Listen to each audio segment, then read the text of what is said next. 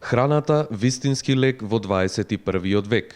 Ова е насловот на книгата што во Кичево во просториите на Правниот факултет ја промовираше дипломираниот нутриционист Цвета Динева.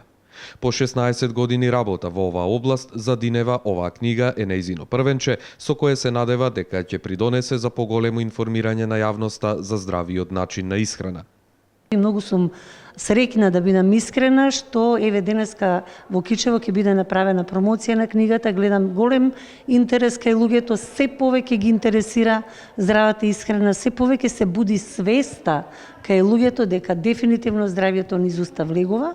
Тоа го докажува и науката, тоа го докажуваат и моите 16 години работа во оваа област. Во рамки на CD Диет клубот, мојот центар за здрава исхрана, имаат минато и илјадници луѓе, и со промена на начинот на исхрана и со промена на видот на храната, се повеќе си го подобруваат своето здравје, си регулираат телесна тежина, значи мајки што не можеле до вчера да останат бремени, остануваат бремени.